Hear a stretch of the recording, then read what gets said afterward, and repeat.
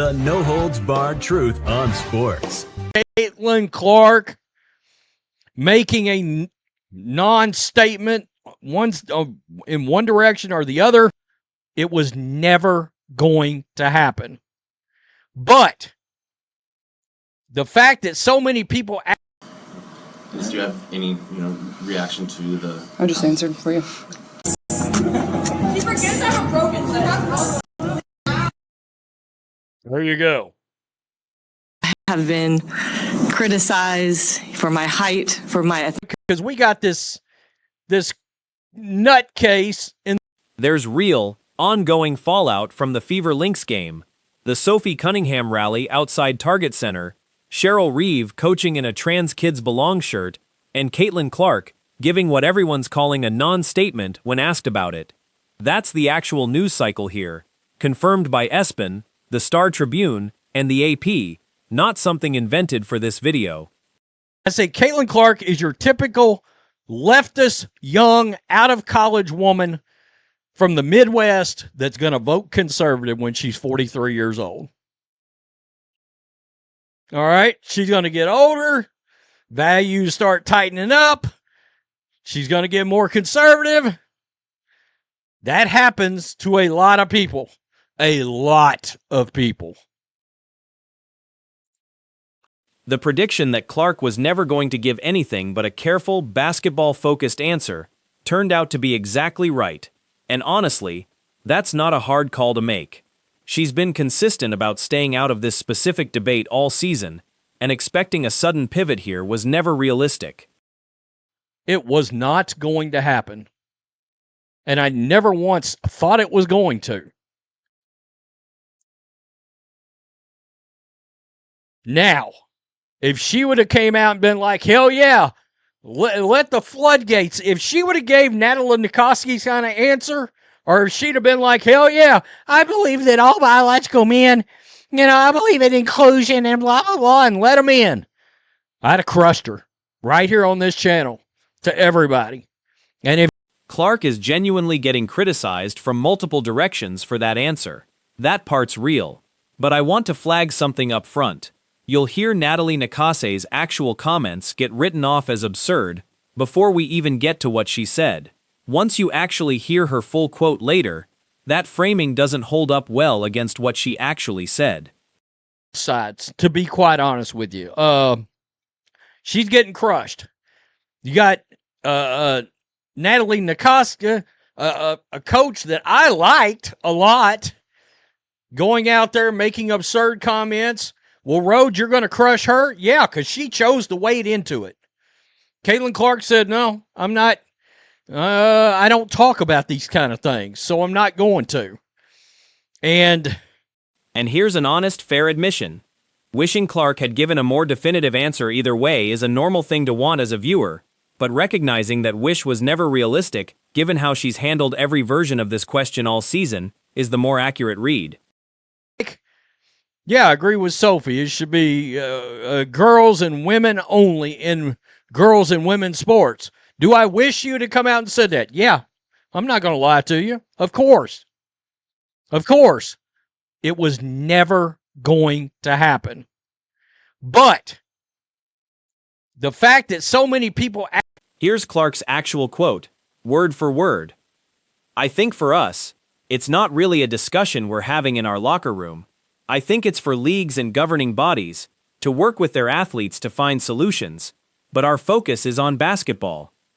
That's a real, measured answer from an actual press conference, not a Dodge dressed up as one. Going to happen.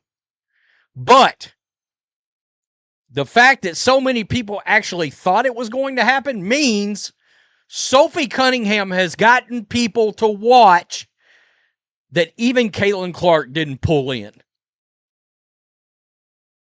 You've got people paying attention that even Caitlin Clark didn't because of Sophie's message. She's brought in yet another crowd. When a follow-up question came, Clark closed it down fast. I just answered for you.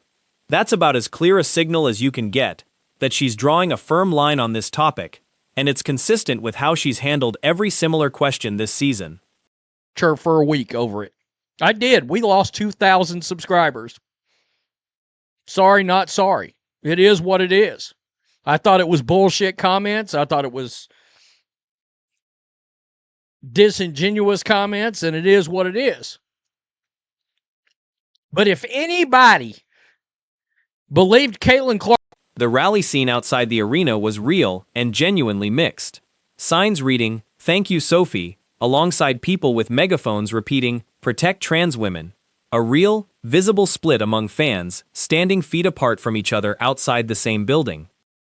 One of the big news stories has been Sophie Cunningham and the protests for her and protests against her. And, they had a national televised game today and Cheryl, wore a shirt, and it's just a conversation. I'm wondering just, what do you think about it? Do you think that's good for the league? Does it detract from the basketball? Is it just noise? I'm just wondering what your opinion is.